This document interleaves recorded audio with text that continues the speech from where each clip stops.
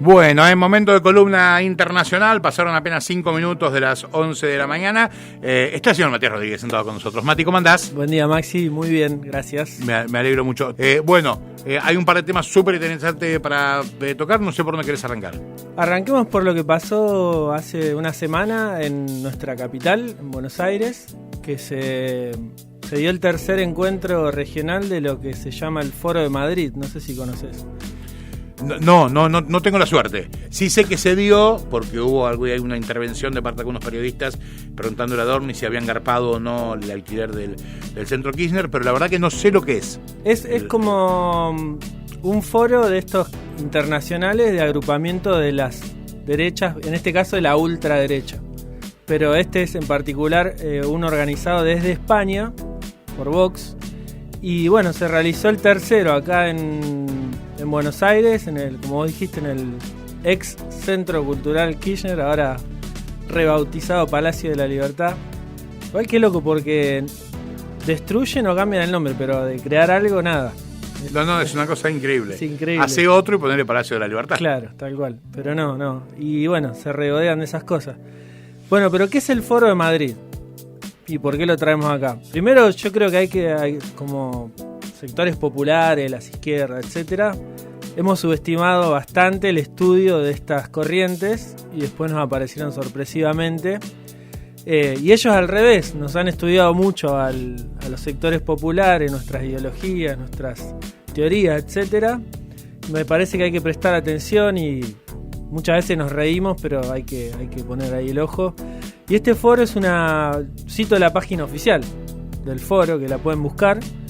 Es una alianza internacional de líderes, entidades y partidos que defienden la libertad, la democracia y el Estado de Derecho ante el avance ¿de quién? De la extrema izquierda. Wow. En países que están en ambos lados del Atlántico. Ellos hablan de una idea de como alianza iberoamericana. La primera fue en Madrid, y ya que el foro se llama de Madrid, habla de un nivel de colonización impresionante. Surgió en el año 2020, que no se pudo hacer porque estaba la pandemia, que no es casual igual que se forme durante la pandemia, porque es algo que fue muy utilizado por la derecha. Como dice Pablo Semanes, la pandemia como que abrió una brecha entre la ciudadanía y las instituciones y contribuyó mucho a debilitar el lazo, por ejemplo, con el Estado, porque bueno, era el que te encerraba, etcétera. Claro. Medidas que la derecha utilizó desde esta idea de la infectadura y un montón de cosas para avanzar por un montón de sectores que estaban muy desprotegidos durante la pandemia, que sufrieron mucho y quedaron muy, muy golpeados de toda esa situación. Entonces, como te digo, este foro de Madrid surge en el año 2020 y surge a expensas del partido neofranquista Vox, que tienen la intención de reconstruir como un proyecto iberoamericano, medio parecido a lo de la corona española, y reinfluenciar de ahí a todas las derechas de ambos lados del continente.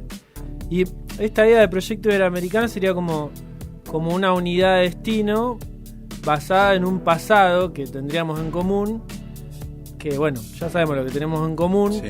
Es la conquista, el saqueo y la destrucción de nuestras culturas, etcétera. Pero bueno, más allá de eso, ellos hablan de lengua compartida y hablan de esta idea de madre patria para referirse a España. Utilizan así el término durante el encuentro. Y además, me estás jodiendo, es un chiste lo que me estás haciendo. No, ¿Le dicen madre patria? Le dicen madre patria.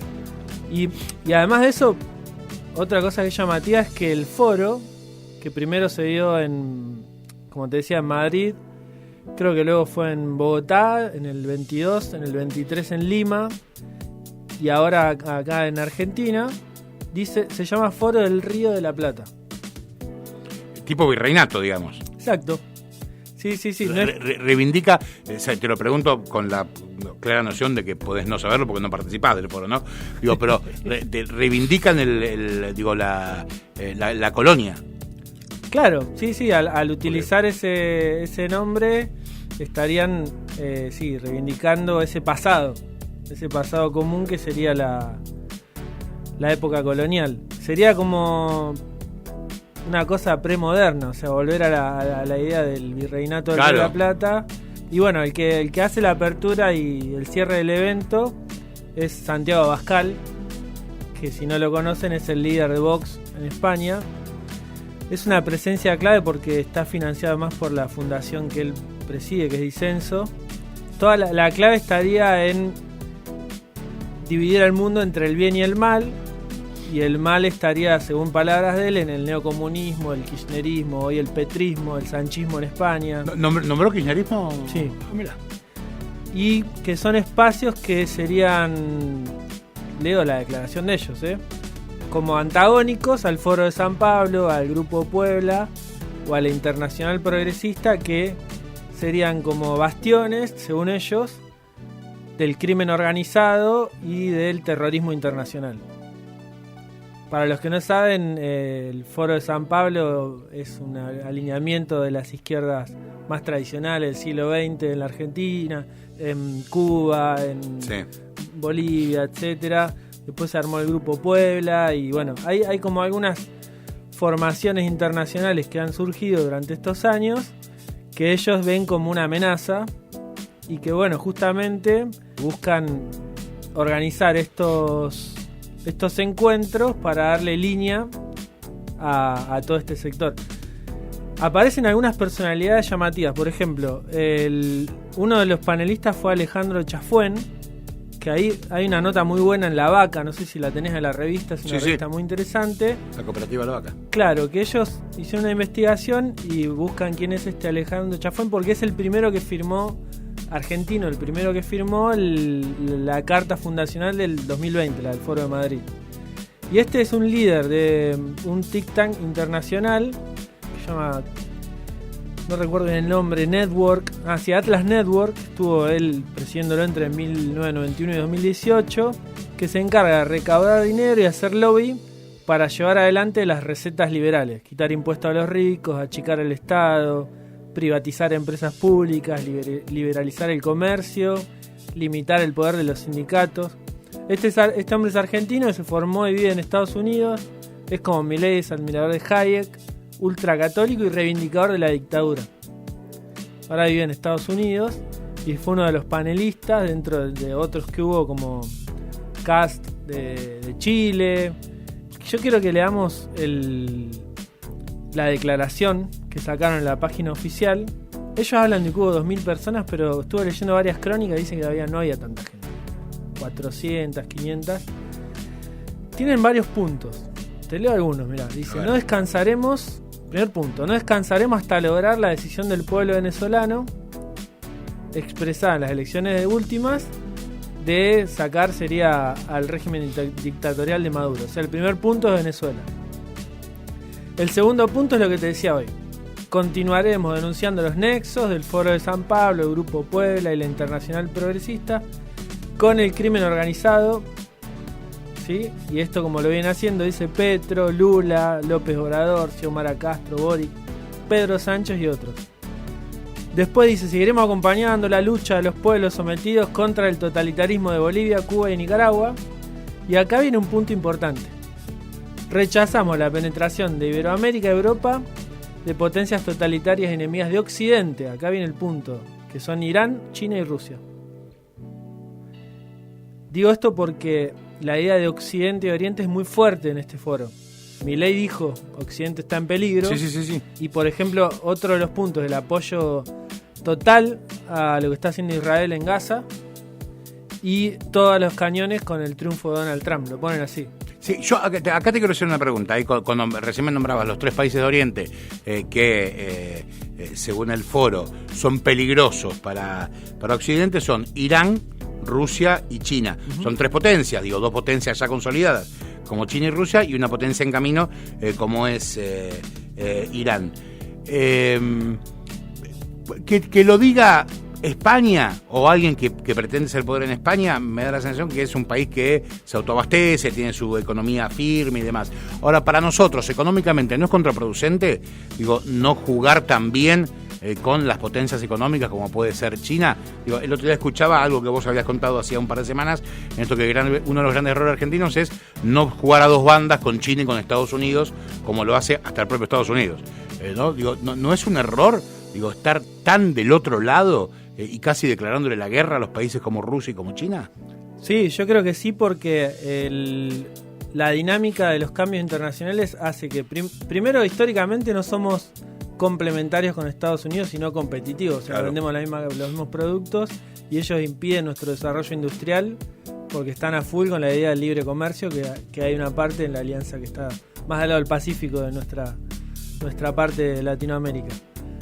Y después que justamente lo que está creciendo en el mundo es ese sector, que lo hablábamos el otro día cuando hablamos de los BRICS, la ruta de la seda. Claro, yo me acordaba de eso. Hay toda una potencia económica creciente que hace. Yo no digo que también hay que tener cuidado con no crear nuevas dependencias en sectores que vienen creciendo en esta transición mundial, pero se puede pensar formas autónomas de alineación o comercio que sea protegiendo también tu industria, tu desarrollo, pero utilizándolo para eso. Sí, yo lo que digo, yo obviamente que pretendo un país soberano, que no dependa de nadie, desde lo económico hasta todo. Ahora también sé que tenemos una deuda de 70.000 palos que generó el gobierno de Mauricio Macri, que en algún momento hay que sacar la guita para poder garparla o para lo que les parezca, ¿no? Pero las reservas están en negativo, y los negocios bilaterales son fundamentales para eso. Sí, incluso hablar de soberanía no quiere decir tener un país autárquico, claro, y que no tenga relación con nada, porque eso no existe en ningún lado del mundo. Ni las potencias más grandes tienen total autonomía de todo su proceso productivo, comercial, financiero. Sí, yo creo que es un error terrible y al mismo tiempo, como te decía la otra vez, desde este lado de un pensamiento más soberano, pero también más de integración regional, la potencia que existe en Latinoamérica es de la unidad latinoamericana para, desde ahí, pensar esto que decís vos, cómo por ejemplo, te complementás con sectores económicos en ascenso, como los que son China, todo el sudeste asiático, incluso hay para hacer negocio con la India, Medio Oriente, bueno, incluso son Europa. Potencias. Uno lo ve a lejanía. Perdón, Mati, las interrupciones. Uno habla de India y la imagen que se le viene a la cabeza es el vendedor callejero cortando el pan con la uña y en el medio de la rata. Y no estamos hablando de eso. Estamos hablando de, obviamente, un país sumamente desigual, pero que son una potencia mundial. India es potencia. Y así como a boca de jarro terminamos bardeando sectores que son importantes para la Argentina. Sí, incluso no está en el léxico de los analistas internacionales ni los propios empresarios argentinos, que siempre están mirando a Estados Unidos, Europa. Claro. El otro día lo escuchaba a Tocatlán que decía los empresarios argentinos tendrían que ir más a Nueva Delhi, a China, a ver qué pasa ahí. Y después hay todo un tema que plantearon, que está en el 7º punto, que se viene hablando mucho, que es que ellos reafirman la voluntad de seguir dando la batalla cultural. Dicen, sin cuartel, por la defensa de Occidente frente al marxismo cultural destructivo y la ingeniería social totalitaria, llámese wokismo, progresismo, socialismo, en cualquier tipo. Ese punto es central, porque justamente estos foros son para eso.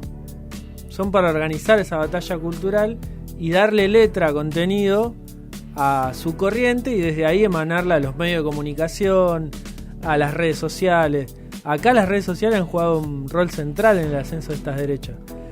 Y otra novedad que hubo es que Milei utilizó un término nuevo que no estaba. Milei hizo un discurso que lo pueden buscar, está en la página oficial de la Casa de Rosada, de la presidencia, está el discurso entero.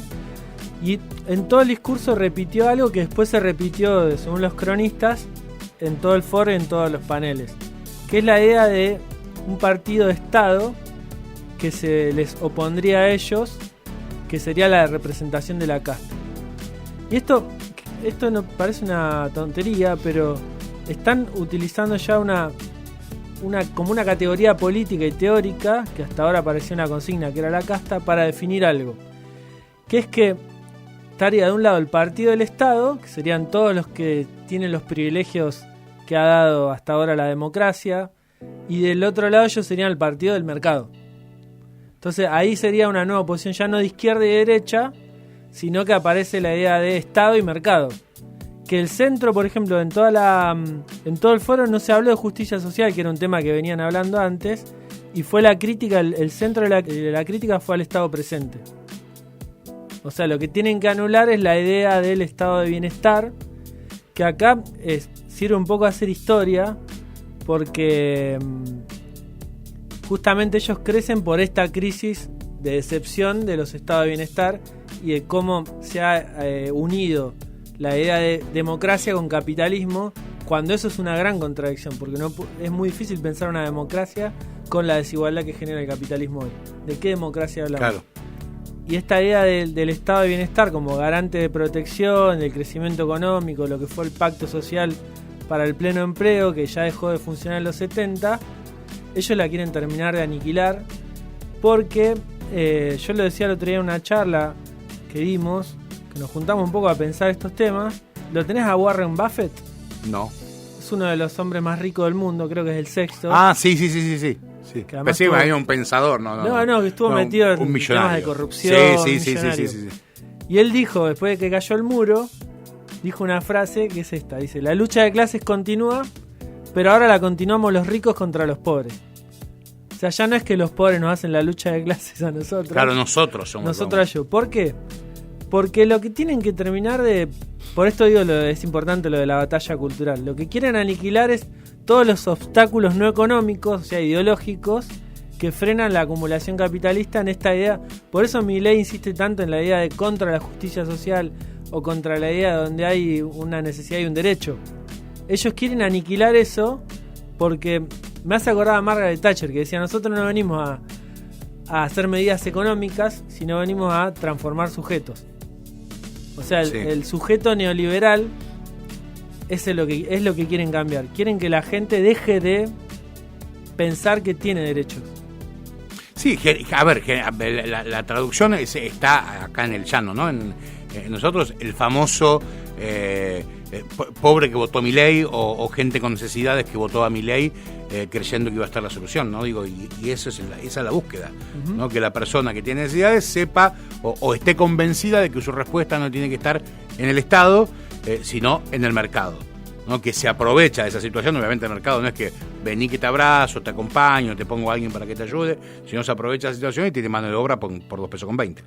Claro, sí, y en Argentina se da justamente yo lo tenía sido como un paralelismo con el 2001, ¿no? Y los que vimos la rebelión del 2001 nos marcó a fuego la forma de pensar el futuro de la Argentina, ¿no? ¿Y qué tienen en común y qué tienen de distinto las dos para pensar este momento? Porque muchos hablan de que el triunfo de Milei en parte es el fin del ciclo que se inició en el 2001. O sea, termina el 2001 con el triunfo de Milei. Los dos tienen en común que hay un inconformismo social. Pero la diferencia es que la rebelión con Milei se dio en las urnas. La otra vez fue en la calle. La otra vez fue por más Estado y esta es por menos Estado. La otra vez fue contra el ajuste y esta es por más ajuste. La otra vez era igualitarista, 2001, y esta es meritocrática. La otra era anticapitalista o antineoliberal en algún punto, y esta es bien procapitalista, pro-yanqui. Entonces, es como que, yo por eso digo, hay que prestar atención a qué dicen en estos foros, porque van generando de a poquito, y como hasta silenciosamente, y después aparecen. Por eso yo te decía, traer también lo que pasó en Alemania. Sí, me quedé pensando en esto de conocer al enemigo, ¿no? Para actuar en consecuencia. Sí. ¿Qué pasó en Alemania? Así ya lo linkeamos. Bueno, en Alemania hubo elecciones y ganó la ultraderecha en 2 estados. Se están dando elecciones en los estados. Ganó lo que se llama Alternativa para Alemania, AfD. Tuvo como un éxito histórico. Se dieron en el este de Alemania. Obtuvo casi 2/3 de los votos en Turingia y en Sajonia, que son dos lugares importantes donde siempre la derecha tuvo fuerza, pero sacaron 32% más o menos los votos. Me hacía acordar a cuando Milei le fue bien en la capital. Sí. Que todos decíamos, no va a pasar nada, es un fenómeno de la capital. Y de repente, bueno, estamos acá. Te hace pensar por qué avanzan estas posiciones y por qué. Porque pasó parecido en Francia. ¿Te acordás? Hace 2 meses, en las elecciones ganó la derecha, después se tuvo que unir toda la izquierda con el centro para evitarlo. Acá va a pasar algo parecido en Alemania. Hay como puntos en común en relación a que hay una crisis en Occidente. Y eso se da con más fuerza en Europa. Hay primero por ejemplo, en Alemania se da en esos estados un descontento con la política exterior en relación al apoyo militar que está haciendo Alemania en Ucrania y a la política energética por el cierre del Nord Stream y que Alemania no hizo nada. Le volaron el gasoducto que invirtió millones y millones que traía gas y petróleo ruso. Y acá cito un autor que me pareció interesante. Estoy leyendo un libro que se llama La derrota de Occidente, que es de Manuel Todd, que dice que hay como en el último periodo y con lo de Ucrania más fuerte se da como un desmoronamiento de toda la voluntad de Europa por construir algo propio y pasa a Europa a ser como un pacto de vasallaje con Estados Unidos y con la OTAN. Está totalmente alineado a eso. Y el viejo proyecto del eje París y Berlín, que para comandar Europa, para una salida autónoma con el euro, etcétera, se va quebrando primero con el Brexit, que sale Inglaterra de la Unión Europea, y después con la guerra en Ucrania, con el alineamiento total de estos países con la OTAN. Le pasa lo mismo a Francia. Entonces le produce una crisis a los partidos de centro liberales que se alinean a eso, a Estados Unidos, de la OTAN, y están perdiendo elecciones y están ganando no solo las derechas, sino, por ejemplo, le fue muy bien también a la izquierda en Alemania. Sacó también casi el 30%, un partido de Sarah Wagenknecht, que los dos comparten justamente esta crítica. Dicen no a Ucrania y no a la ruptura con Rusia. Entonces, lo que se está viviendo es como una gran crisis de Occidente en Europa, en Estados Unidos y, por ejemplo, en nuestro país, de esto que vos decías de cómo se enfrentan a el otro sector naciente.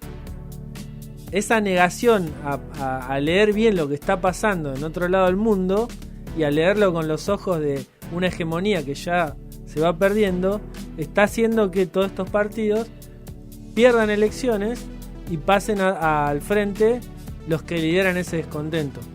Mati, estamos ya 11:30, ya estamos casi para terminar el bloque. Yo quiero agregar una cosita que googleé Sajonia. Yo voy googleando a medida que Matías nombra cosas para encontrarlo. Lo encontré a Buffy, ¿cómo es?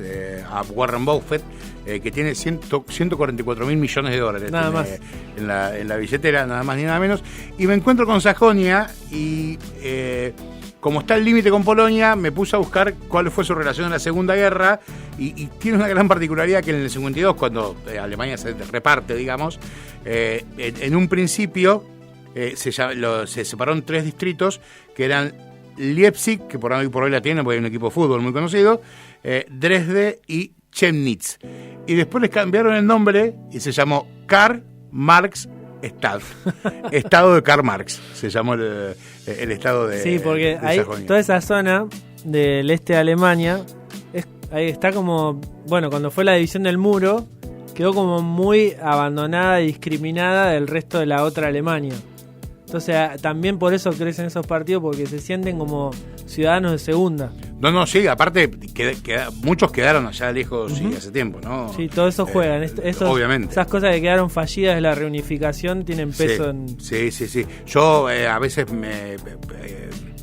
me instalo esta preocupación de que un partido neofascista pueda llegar a triunfar en Alemania, en donde fue la cuna del neofascismo, o al menos lo que conocemos del fascismo moderno a partir de la Segunda Guerra, y de cómo, la verdad que todo esto que vos vas hablando, si lo traspolamos a lo que fue la previa de la Segunda Guerra Mundial y la aparición de Hitler, digo, es muy parecido, ¿no? Muy parecido, sí. Hitler estuvo aclamado por la gente, no es que llegó a punta de pistola de nadie, y después empezó a instalar todas estas ideas culturales dentro de... Sí, una novedad de este periodo es que son derechas que quieren tener arraigo popular. Tal cual. Ahí está el problema. Tal cual. Mati, un lujazo, la verdad, como siempre. Gracias, Maxi. La verdad que un lujazo. Gracias a vos. Pasaba Matías Rodríguez como miércoles, como jueves, por medio, haciendo la columna internacional.